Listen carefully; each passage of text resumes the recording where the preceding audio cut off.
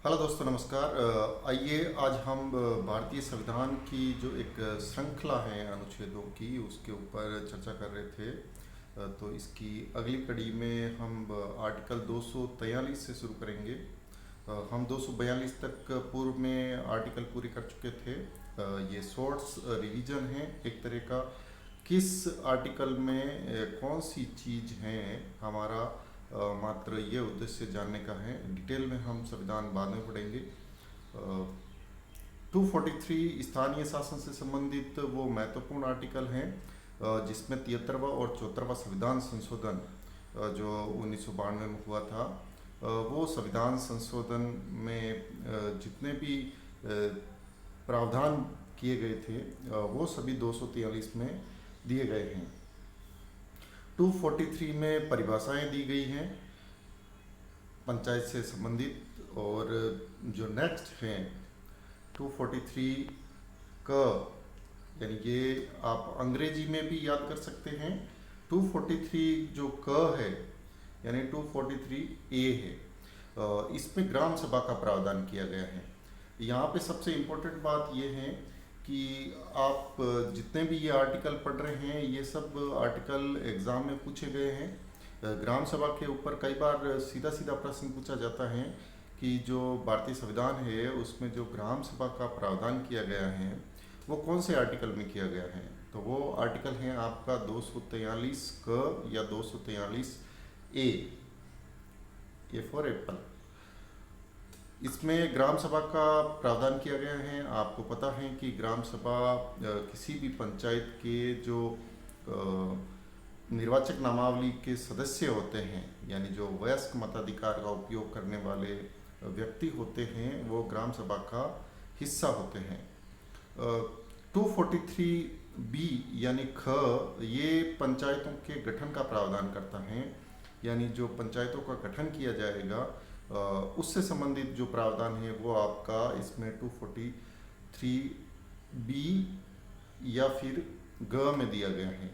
243 ग यानी सी में संरचना दी गई है। 243 सी के अंदर जो पंचायतों की स्ट्रक्चर है वो कैसा होगा, 3 टियर स्ट्रक्चर जो दिया गया है वो 243 सी के अंदर दिया गया है। अपना जो नेक्स्ट आर्टिकल है वो आर्टिकल है 243 घ, यानी घड़ी वाला जो ग है, इसका मतलब है डी। और ये डी है रिजर्वेशन के लिए। यानी जो स्थानीय और नगरीय शासन की जो व्यवस्थाएं थी उसमें जो पहला पार्ट है वो है स्थानीय शासन का। उसमें जो ग्राम पंचायत, पंचायत समिति और जिला परिषद, ये त्रिस्तरीय व्यवस्था है। इस व्यवस्था में स्थानों का आरक्षण किस प्रकार होगा उससे संबंधित जो प्रावधान किए गए हैं वो प्रावधान किए गए हैं आपके 243 डी में यानी ग में। 243 ड यानी पंचायतों की अवधि जो टेन्योर है वो ई के अंदर दिया गया है। 5 साल के लिए सामान्यतः कोई भी जो पंचायत राज संस्थाओं की इकाई है उसके जो निर्वाचन होते हैं, उसके जो निर्वाचित सदस्य होते हैं, चाहे सरपंच हो, प्रधान हो या फिर जिला परिषद का जिला प्रमुख हो, इन सब का जो कार्यकाल है वो 5 वर्ष का कार्यकाल, इसका प्रावधान आर्टिकल नंबर 243 ड यानी ई में किया गया है। अगला आर्टिकल आता है आपके सामने 243 च, यानी ये है एफ, सदस्यता के लिए निरर्हताएं। यानी किसी को अगर पंचायत राज संस्थाओं की इकाई का सदस्य बनना है तो उनके लिए क्या क्वालिफिकेशन है, वो क्वालिफिकेशन के बारे में चर्चा की गई है 243 एफ में। और जो जी है यानी जो छ है 243 जी या छ, ये पंचायतों की शक्तियां, अधिकार और उत्तरदायित्व, इन सब के बारे में चर्चा करता है कि जो पंचायतों का गठन किया जाएगा उसके पश्चात जो स्थानों का आरक्षण है या फिर उनका जो कार्यकाल है, उनकी अवधि है, इन सब के पश्चात उनको कौन कौन सी शक्तियां प्राप्त होगी, क्योंकि आपको पता है कि इनको 29 सब्जेक्ट्स दिए गए हैं।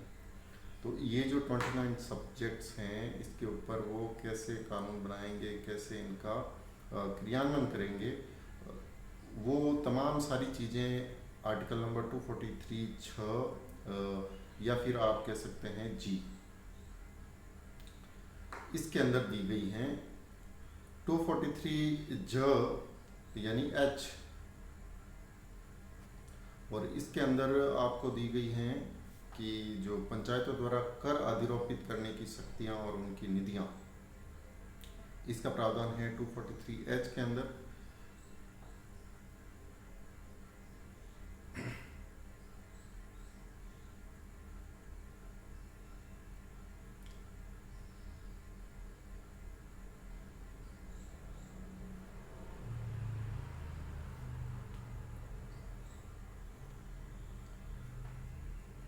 इसके बाद में आता है आर्टिकल नंबर 243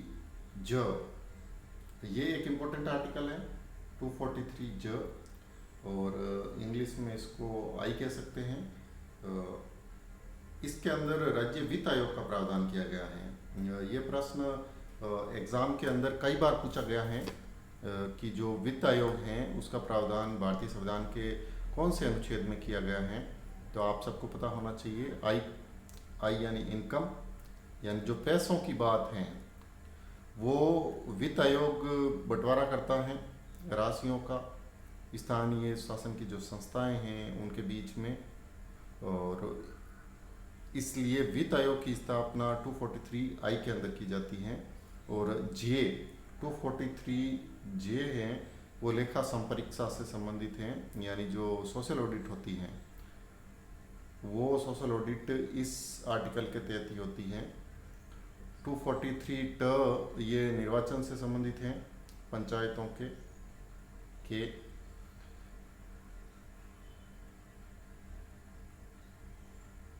यानी जो इलेक्शन कमीशन है, state election commission, state finance commission आई के अंदर है, और स्टेट इलेक्शन कमीशन का जो प्रावधान किया गया है वो के अंदर किया गया है। आई और के ये सबसे ज़्यादा बार पूछे गए आर्टिकल्स हैं। इसके बाद में आता है 243 या फिर आप कह लीजिए एल। ये आर्टिकल संघ राज्य क्षेत्रों को लागू होना, यानी ये जो व्यवस्था है पंचायती राज की, ये संघ राज्य क्षेत्रों में लागू होगी। किस प्रकार लागू होगी, वो सारी तमाम चीज़ें इस आर्टिकल में बताई गई हैं।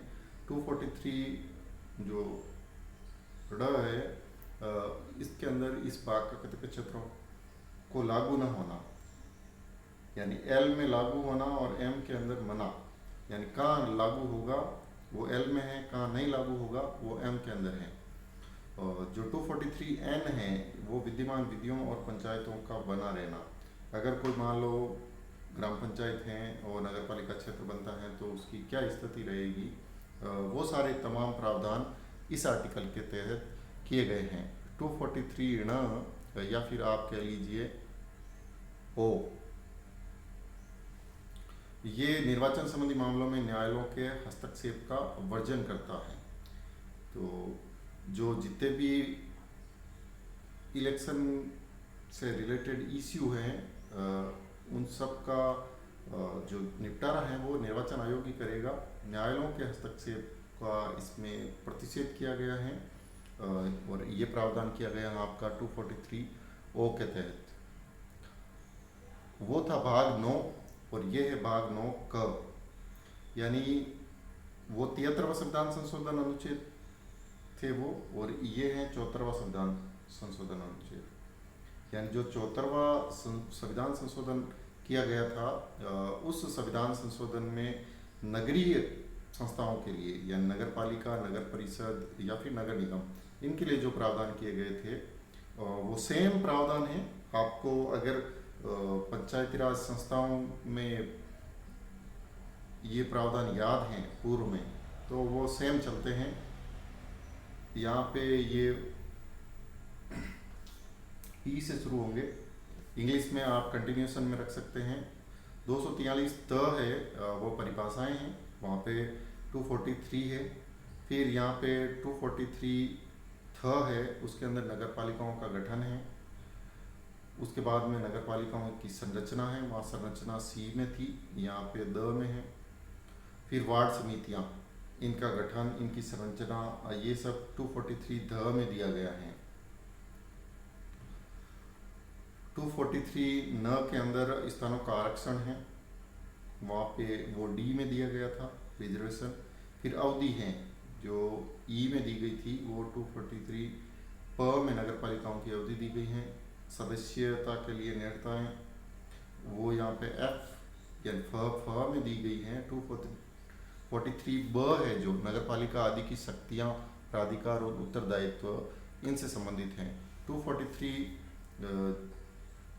भ है वो नगर पालिकाओं द्वारा कर अध्यारोपित करने की शक्ति और उनकी निधियों से संबंधित है। वहीं 243 एम जो वो है वित्त आयोग से रिलेटेड, ये वाई है।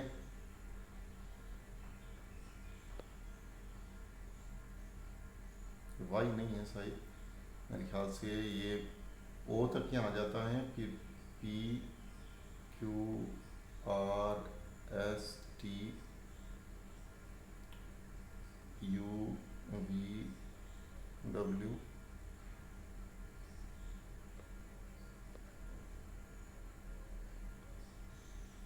ये इसी प्रकार आगे चलते हैं इंग्लिश में। 243 यह है वो नगर पालिकाओं की लेखाओं की संपरीक्षा यानी जो ऑडिट से संबंधित है। 243 यह क यानी ये जेड ए है, तो वो नगर पालिकाओं के निर्वाचन यानी इलेक्शन कमीशन से रिलेटेड है। यह ख के अंदर संघ राज्य क्षेत्रों का लागू होना, और यह ग में 243 यह ग में इस भाग का कतिपय क्षेत्रों को लागू नहीं होना, इससे संबंधित प्रावधान किए गए हैं। वहीं जो जिला आयोजना समिति हैं ये जेड डी में की गई है, जिला आयोजना 243 जेड डी, और महानगर योजना समिति जेड ई में है। विद्यमान निधियों और नगर पालिकाओं का बना रहना ये जेड एफ में है, और ये जो निर्वाचन संबंधी मामलों में न्यायालयों के हस्तक्षेप का वर्जन है वो जेड जी के अंदर है। तो इस प्रकार से ये भारतीय संविधान का भाग 9 और 9 क, इसके अंदर जो आर्टिकल 243 है वो सबसे इम्पोर्टेंट है। 243 के अंदर फिर सब सेक्शन है वो ABCD से लेके जेड और जेड जी तक ये प्रावधान किए गए हैं, जिसके अंदर इनका कार्यकाल, इनकी शक्तियाँ, पदों का आरक्षण, वित्त आयोग और राज्य निर्वाचन आयोग, इन सभी चीज़ों का प्रावधान किया गया है। ये छोटा सा एक वीडियो था रिवीजन के लिए। स्थानीय शासन के ये आर्टिकल आपको याद होने चाहिए, सबसे इम्पोर्टेंट है। आज के लिए इतना ही, मिलते हैं अगले वीडियो में। Thank you so much.